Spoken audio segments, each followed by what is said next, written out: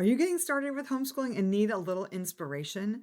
Check out The Inspired Homeschool. You can find it at theinspiredhomeschoolbook.com, and it features 10 people from history who made a really big impact in the world. People like Charles Dickens, Blaise Pascal, and our Lord and Savior Jesus, who were homeschooled for at least part of their early education. When you read The Inspired Homeschool, you'll get some ideas for how to create an atmosphere, a discipline, and a life, that Charlotte Mason underpinning of her philosophy, as well as practical applications for each subject, teaching language arts, teaching history, teaching practical skills, teaching science and math. All of these practical ideas and applications are included in this inspiring book that you could give to a doubting parent or relative, give to your husband to read. It features these 10 different biographical sketches of people who are homeschooled, along with so much insight for creating a life-giving homeschool that can nurture genius and hope in your children. Theinspiredhomeschool.com. Find it wherever books are sold, or get some special pre-order bonuses at theinspiredhomeschoolbook.com. This is Jennifer Pepito with the Restoration Home Podcast. This is a show where we talk about cultivating a flourishing family culture through life-giving habits.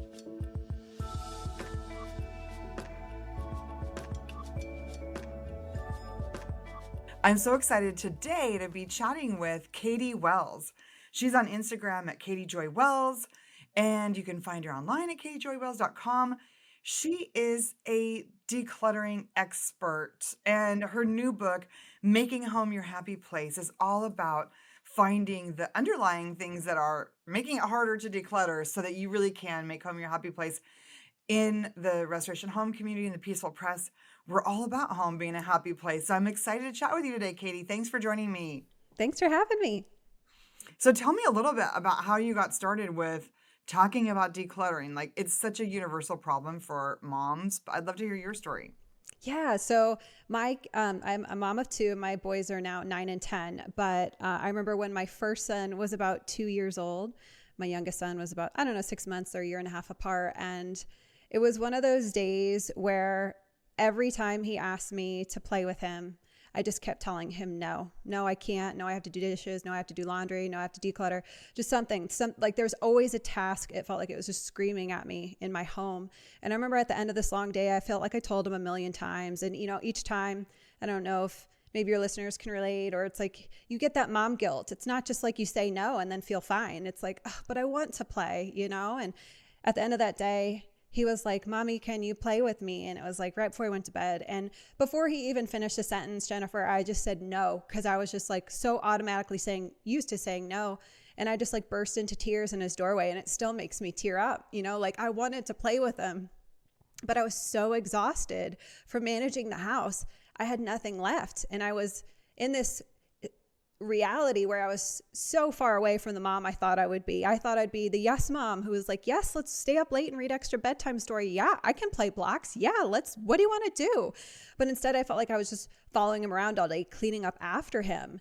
And, I realized through a lot of my own history with decluttering, I wasn't born organized. Decluttering was really hard for me. I tried all the methods. We can talk about that. They failed and flopped for me, as they did for so many of my clients who came in. And I realized we need something that's sustainable, that isn't based on perfectionism, and that can be used by busy moms and not only fit into our schedule, but also getting, like you said, getting to the root of it. I found that so much advice out there falls flat for so many of us because it's just oversimplified. Like, follow this checklist, clear out, like empty it out, and then only put back what you love. And it's like, but then we're like, but what if I want to use that? What if I decide I need that in the future? This costs money, all those different objections. There was no method for that. And I started just doing some own work. And, through this means, I created what I call holistic decluttering, because my background is in holistic wellness. And, my approach was getting to the root of, all of our patients' problems. Let's get to the root of it, not just treat the symptom. And I was like, well, if that works in wellness, why can't it work in the home? And I tell you, within weeks and months of pairing these simple strategies and also getting to the root of my own clutter, we all have our own roots. It was like I started to become a yes mom. It wasn't overnight. It's not this, everything was all unicorns after that, but slowly I started noticing I was less triggered in my house. I was a little happier. I was saying yes more. I didn't feel like tasks calling my name. Yes, there was still stuff to be done. And it was just like this slow, like unburdening, more presence, more connection. And, through this, I'm like, dang, like this is what we all need, right? Because that's what it's all about. I think a lot of us, and maybe you can relate to, like, we're aware that clutter stresses us out, but even deeper, it's distracting us from our faith, right? It's distracting us from our presence, our family connection, living, creativity, all the things we want to do. And I think sometimes we need to remind ourselves of that yes, we can all say clutter's annoying, but wow, does it really impact all these different facets of life? Yeah, this is such a good message because I can completely relate. Most of my listeners are homeschool moms. They spend hours organizing the broken crayons and the bits and pieces of Lego toys. And, there's so much organizing that happens. But as, for myself, I grew up with not a lot. And not just not a lot, but also my mom, her dad had been a Depression era, World War II traumatized, PTSD guy. And so she always felt a little scared about money. And so I grew up with that and not a lot anyhow. And so as an adult, I read one of your Instagram posts about how, what if we ask ourselves, what if I'll need this one day? And that is totally me. Like I also was like around during Y2K, so I can remember that whole like stock up season. And then the toilet paper shortages just 5 years ago.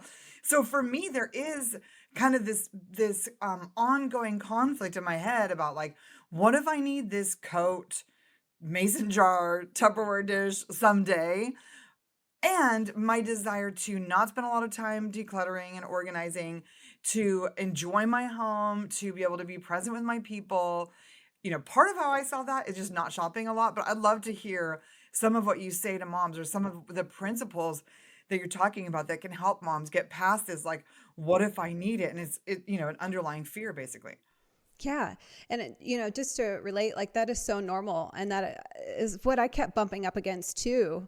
And it's frustrating because you're like, what's wrong with me? Everyone else seems to have a decluttered home. Why can't I get it together? When really we're all struggling, and to your point, getting to the root of it, that's what there's a chapter in the book called like understanding your stuff story. So I'll just cover this briefly, but it really ties into exactly what you just explained. So there are three main pillars that really form our relationship with our stuff and how we view things. And one of those is historical, right? The caregivers we were raised by, influence. Did your parents, right, never get rid of anything? Were they afraid? Did you sense it? We tend to pick up some of the same patterns, or sometimes my clients go the opposite way. If their parents constantly threw their stuff out, they cling to everything as an adult. So it's interesting how that can be, based on your personality. There's personal experiences like you talked about, like you went through Y2K. We all remember the COVID toilet paper, and then it's like applying that one exception and making it the rule, because our brain is wired for all other things, safety and survival, right? And so even though it's just stuff, it feels like, but this is survival. And then the third one is just culture, right? Culture is such a big thing. Fear of missing out, keeping up with the Joneses, more is better. We're taught that like empty space and less stuff equals like less success or achievement, how people view us, all these different things. And I think it's important to kind of shine the light and identify our stuff story. It's not that we need years of talk therapy or to blame our parents or anything like that to move past it, but bringing awareness to how we view things we can notice in those moments, oh, that's why it's been hard for me to let go. And then we can also go, I don't need to buy that anymore. Buy that belief or believe that, what my mom, I had a client whose family motto was waste not, want not. And she was like, I don't have to believe that anymore. Something can be useful for me for a season, but it doesn't mean I need to keep it forever. So even just simple mantras, because when we're thinking in scarcity, like just in case, or I might need that in the future, we're letting that one exception and that fear and anxiety of the possibility or potential that likely won't happen, again, make the rule book for us. And the point isn't to not have that feeling. You likely still will have it. The point is to meet that feeling with curiosity instead of judgment. Oh, no wonder I feel that way. Of course, that makes sense.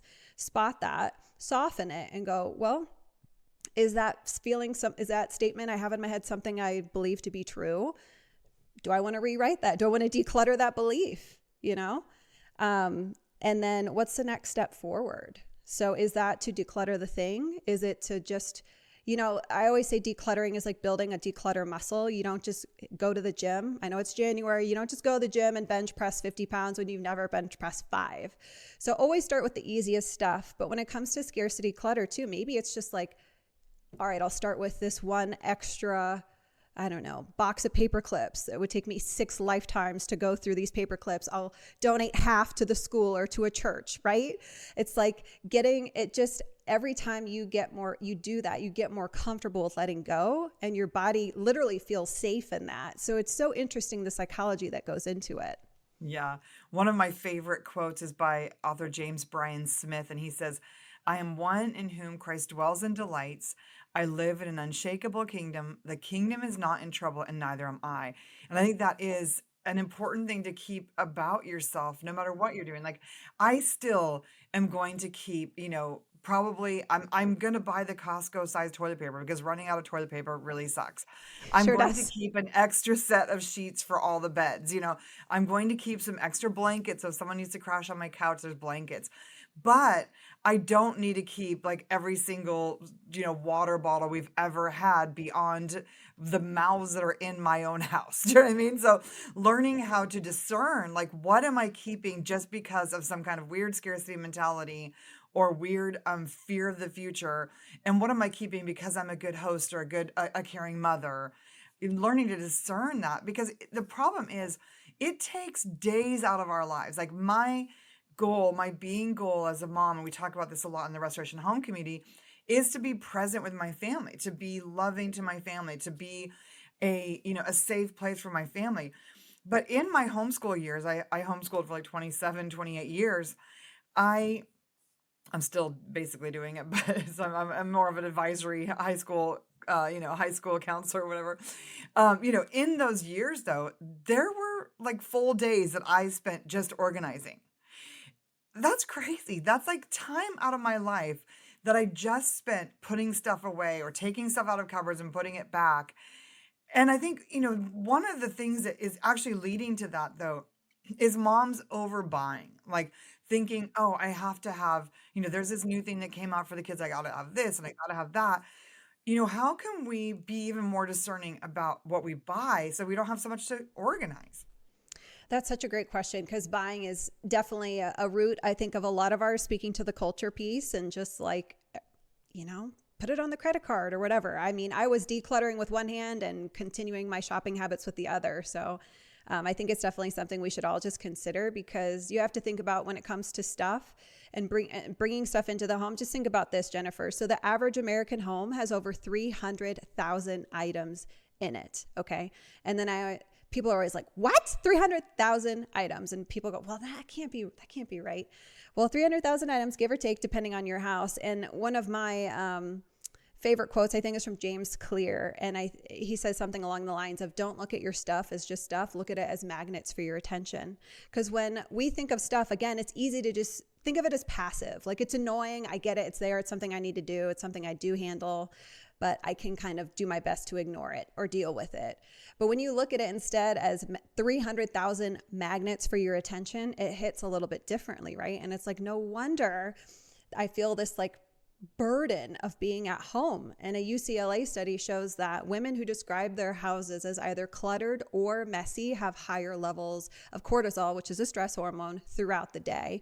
Not just when they're looking at it, not just when they're organized, like just being at home when you're homeschooling and trying to do all these other things, right? How can we show up as the best homeschooler, all the things, a homemaker, all these things when we have these magnets for our attention? So the good news is, on the flip side, Jennifer, right? Every single thing we let go, we regain some of our time and our energy and attention back. How we fill that space is up to us. And I think that's a really beautiful thing.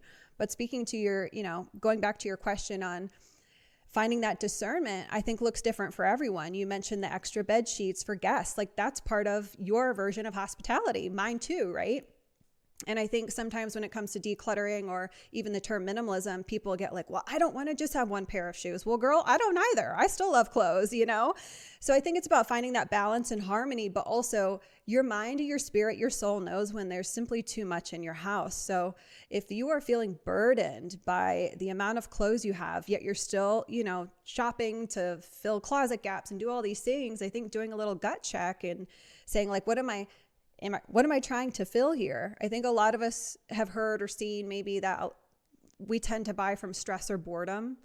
But I think a big one, and this is a big one for me, and whenever I talk about it, it seems to strike a nerve, is that a lot of us buy when we feel out of control.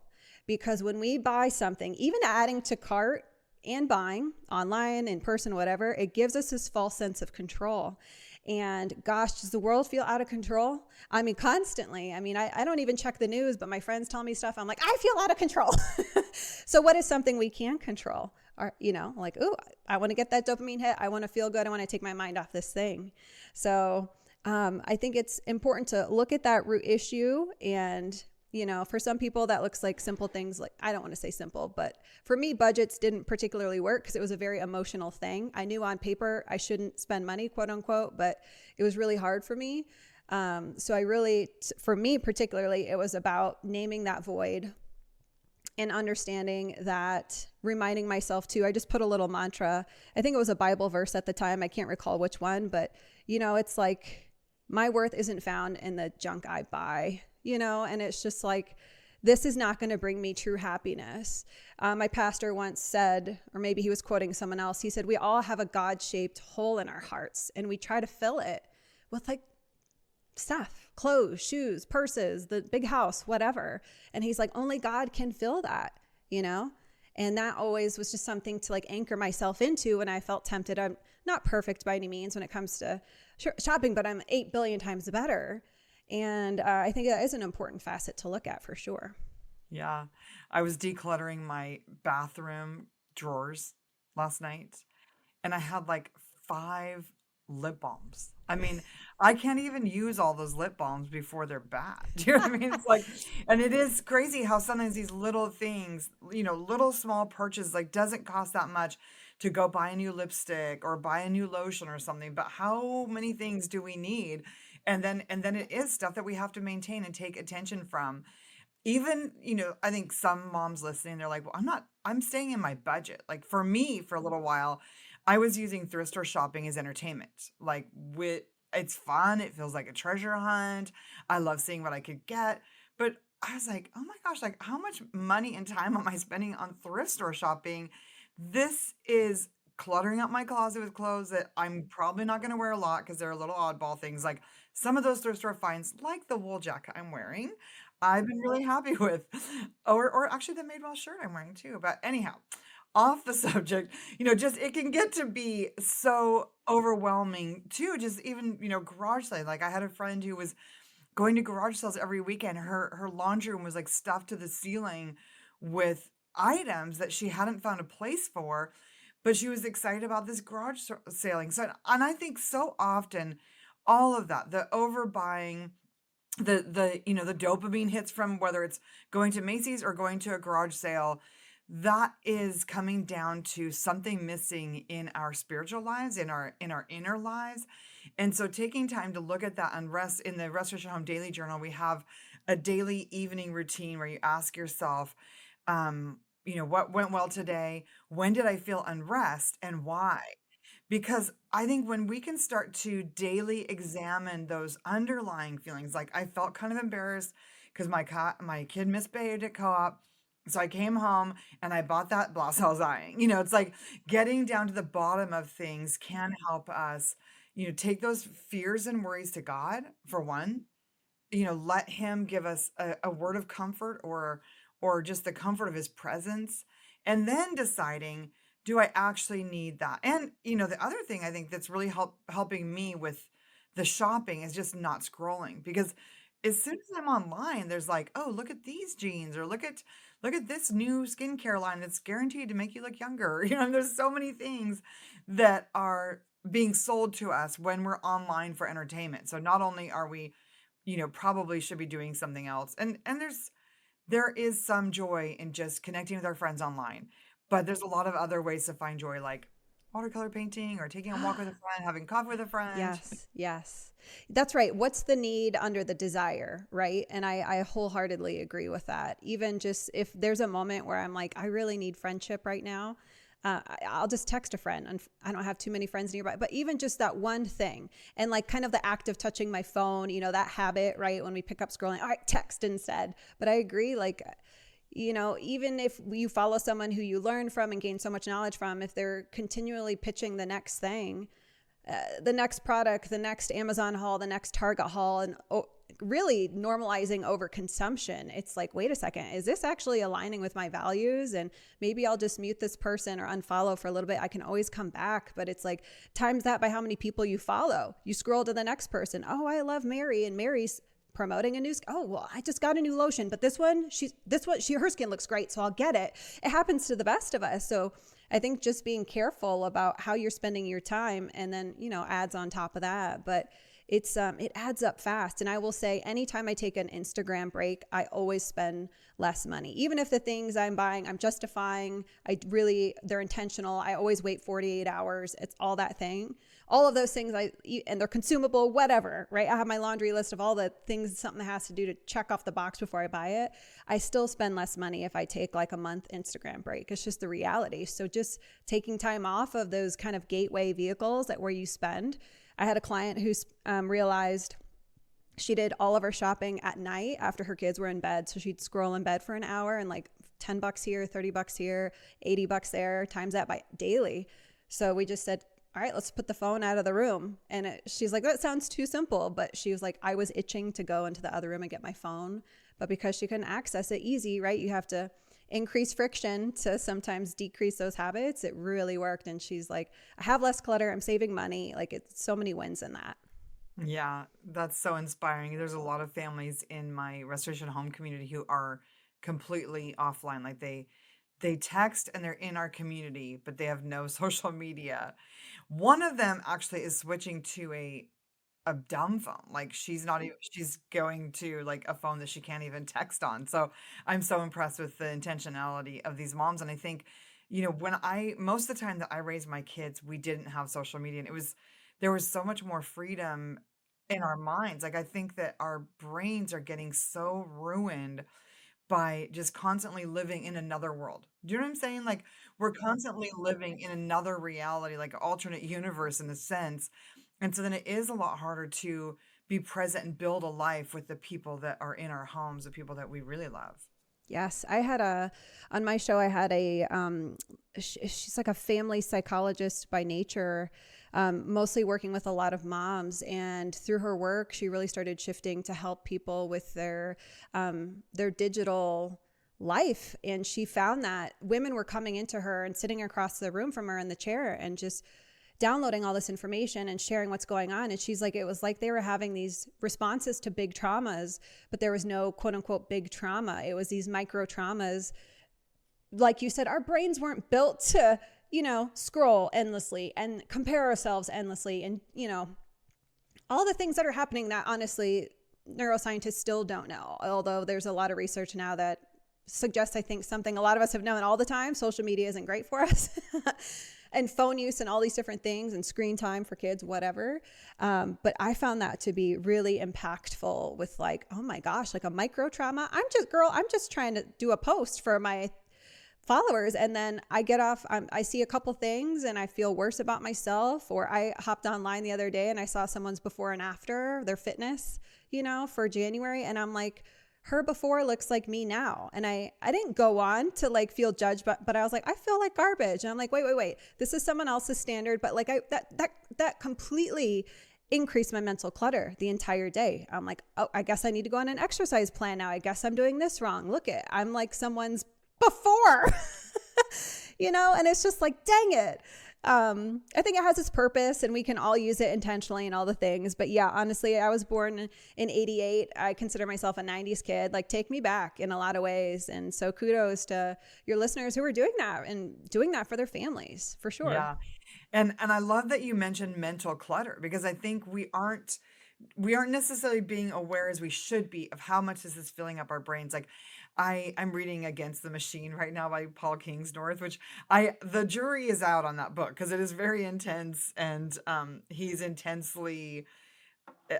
almost intensely anti-capitalist, which I would have reservations about, but he lives in this kind of idyllic little rural Ireland farm situation, and he's completely offline. And his goal is that we stop being so connected to the online world and just start giving our brains more peace. It reminds me a little bit of Cal Newport's work, like talking about deep work and things like that. And I know for myself, when I go out in nature with my family for a day and we're completely offline, like I feel more peaceful in my body. I feel more peaceful in my mind. I get better ideas from God.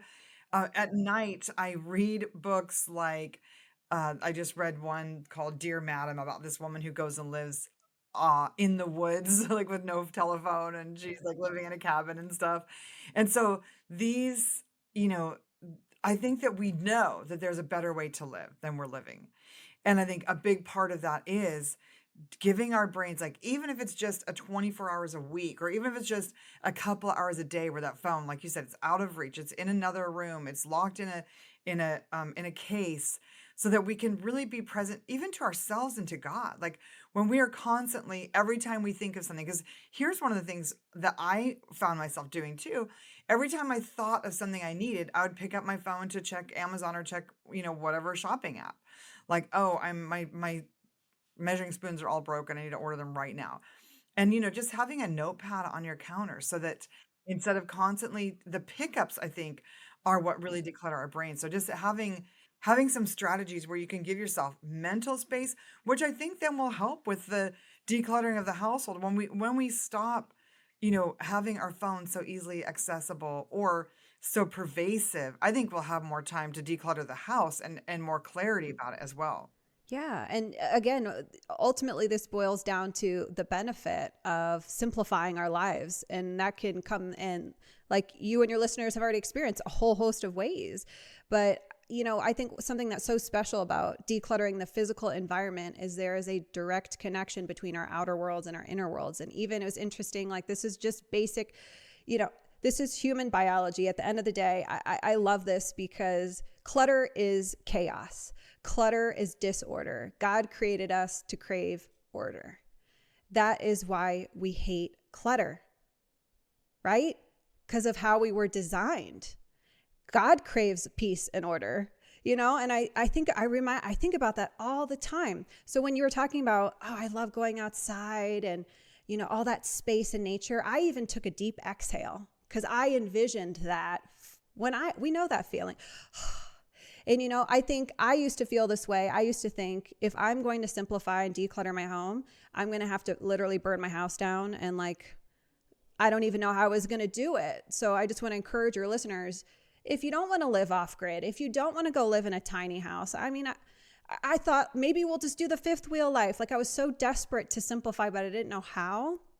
Then come follow me on Instagram, check out the podcast, read the book. Like there are so many more concepts and methods that can really help get to the root of your clutter issue, those sustainable methods that get you out. And I truly believe whether you live in a 5,000 square foot home or a tiny house, like you can make your home your happy place and you will feel so much more peace and calm and order in that space so that you can connect with God, connect with your family. And I think for me, like connect, that word often comes up in my content. This is about connection to ourselves, which, man, that can be fun and it can also be not fun. But like you said, in those reflection prompts in your journal, it's so integral, right? For development, for growth, for relationships.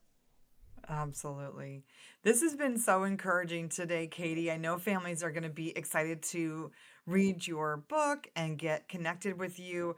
The book is called Making Home Your Happy Place by Katy Joy Wells. Tell me, Katy, what habit is transforming your life right now? Oh, one thing, can I give you two? Yeah. Okay. One, I guess I'll give you two. I was like, how am I going to answer this? Because I knew you were going to ask me this. I just started my coaching program. I launch once a year. And so I've been talking to a lot of my students about these, and they help my clients get just incredible results, and they're so sustainable no matter how busy you are, homeschooling, all that. So the first one is one of my methods I developed along the way called clutter audits. So a lot of people think, again, like if I'm going to declutter, I have to pull everything out. I need a whole weekend, whatever. I need a marathon session. I have to do it perfectly. You don't have to think that way anymore. So clutter audits are designed to integrate into your normal everyday life. So when you are homeschooling, when you are cleaning up the dishes, when you are doing chores, you're looking and you're scanning your environment, putting intention into identifying any clutter to let go of. So in those moments, we often spot clutter throughout our days, but what do we often say? Oh, I'll handle that later. Or I don't have time. I don't have time, right? And so the clutter stays. So in conjunction with doing these clutter audits, which take seconds because you're just looking for clutter, you're going to put up, it's not really a habit, but it's a physical thing that helps decluttering become a habit, a donation station. So this is a permanent donation bin that lives inside your home. I think a lot of us have heard the advice, like everything in your home should have like a home, right? Everything in your home should like have a designated home.